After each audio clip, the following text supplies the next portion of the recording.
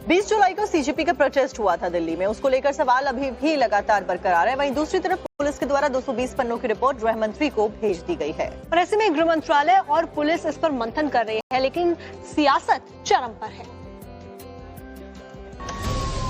Delhi police ने 20 जुलाई के CJP प्रदर्शन पर गृह मंत्री को 220 पन्नों की रिपोर्ट सौंपी है। इस रिपोर्ट में दावा किया गया है कि प्रदर्शन के दौरान 2873 आपराधिक पृष्ठभूमि वाले लोगों की मौजूदगी थी, जिसमें से 2402 की क्राइम कुंडली और 471 के डॉजियर का खुलासा हुआ है। दिल्ली पुलिस ने फेस रिकॉग्निशन सॉफ्टवेयर और सीसीटीवी फुटेज की मदद से इन संदिग्धों की पहचान की है। उधर इस मसले पर सियासत भी जोरों पर है। आम आदमी पार्टी के राष्ट्रीय संयोजक अरविंद केजरीवाल ने प्रधानमंत्री नरेंद्र मोदी पर हमला बोलते हुए कहा कि एक तरफ चीन आर्टिफिशियल सन बना रहा है, दूसरी तरफ हमारे प्रधानमंत्री युवा छात्रों पर एफआईआर दर्ज कराने में लगे हैं। एक तरफ चाइना सूरज बना रहा है और हमारी सरकार से सड़कें नहीं बन रही हैं, हमारी सरकार से पुल नहीं बन रहे हैं। हाँ, एक बारिश आती है हमारे शहरों का बुरा हाल हो जाता है, चारों तरफ कूड़ा ही कूड़ा पड़ा है। क्यों? क्योंकि हमारे प्रधानमंत्री जी एमपी और एमएलए खरीदने और बेचने में लगे हुए हैं, पार्टियां तोड़ने में लगे हुए हैं, लोगों के वोट कटवाने और झूठे वोट ऐड कराने में लगे हुए हैं। और आजकल तो प्रधानमंत्री जी छोटे छोटे बच्चे, जिन बच्चों ने प्रधानमंत्री का सोशल मीडिया पे मजाक उड़ाया, उनके खिलाफ प्रधानमंत्री जी एफआईआर कराने में लगे हुए हैं।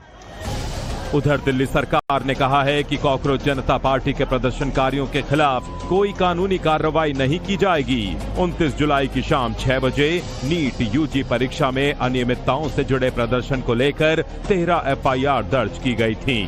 सरकार के आदेश के अनुसार जिन लोगों को गिरफ्तार या हिरासत में लिया गया है, उन्हें जल्द ही रिहा कर दिया जाएगा। हालांकि सरकार ने कहा है कि जिन लोगों का क्रिमिनल रिकॉर्ड है, उनके खिलाफ कानूनी कार्रवाई जारी रहेगी। इस प्रकार के किसी भी छात्र को डरने की आवश्यकता नहीं है, कोई मुकदमा दर्ज नहीं किया जाएगा, मगर ये उन पर लागू नहीं होगा जो पहले से ही आपराधिक मामलों में लिप्त पाए गए।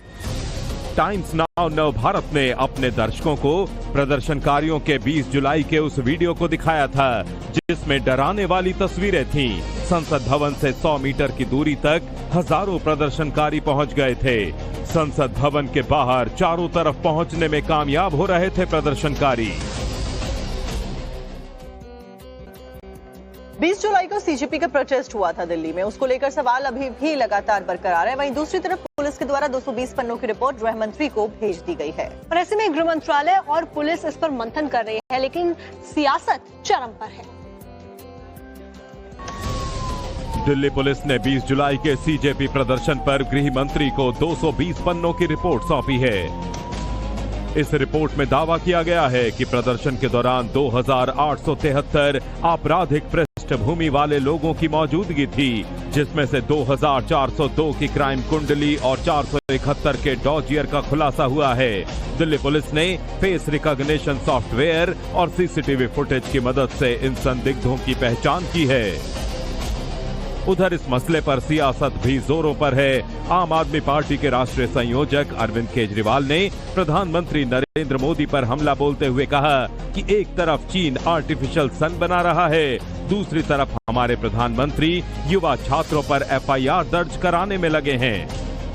एक तरफ चाइना सूरज बना रहा है और हमारी सरकार से सड़कें नहीं बन रही हैं, हमारी सरकार से पुल नहीं बन रहे हैं। हाँ, एक बारिश आती है हमारे शहरों का बुरा हाल हो जाता है, चारों तरफ कूड़ा ही कूड़ा पड़ा है। क्यों? क्योंकि हमारे प्रधानमंत्री जी एमपी और एमएलए खरीदने और बेचने में लगे हुए हैं, पार्टियां तोड़ने में लगे हुए हैं, लोगों के वोट कटवाने और झूठे वोट ऐड कराने में लगे हुए हैं। और आजकल तो प्रधानमंत्री जी छोटे छोटे बच्चे, जिन बच्चों ने प्रधानमंत्री का सोशल मीडिया पे मजाक उड़ाया, उनके खिलाफ प्रधानमंत्री जी एफआईआर कराने में लगे हुए हैं। उधर दिल्ली सरकार ने कहा है कि कॉकरोच जनता पार्टी के प्रदर्शनकारियों के खिलाफ कोई कानूनी कार्रवाई नहीं की जाएगी। 29 जुलाई की शाम 6 बजे नीट यूजी परीक्षा में अनियमितताओं से जुड़े प्रदर्शन को लेकर 13 एफआईआर दर्ज की गई थी। सरकार के आदेश के अनुसार जिन लोगों को गिरफ्तार या हिरासत में लिया गया है उन्हें जल्द ही रिहा कर दिया जाएगा। हालांकि सरकार ने कहा है कि जिन लोगों का क्रिमिनल रिकॉर्ड है उनके खिलाफ कानूनी कार्रवाई जारी रहेगी। इस प्रकार के किसी भी छात्र को डरने की आवश्यकता नहीं है। कोई मुकदमा दर्ज नहीं किया जाएगा, मगर ये उन पर लागू नहीं होगा जो पहले से ही आपराधिक मामलों में लिप्त पाए गए। टाइम्स नाउ नव भारत ने अपने दर्शकों को प्रदर्शनकारियों के 20 जुलाई के उस वीडियो को दिखाया था जिसमें डराने वाली तस्वीरें थीं। संसद भवन से 100 मीटर की दूरी तक हजारों प्रदर्शनकारी पहुंच गए थे। संसद भवन के बाहर चारों तरफ पहुंचने में कामयाब हो रहे थे प्रदर्शनकारी।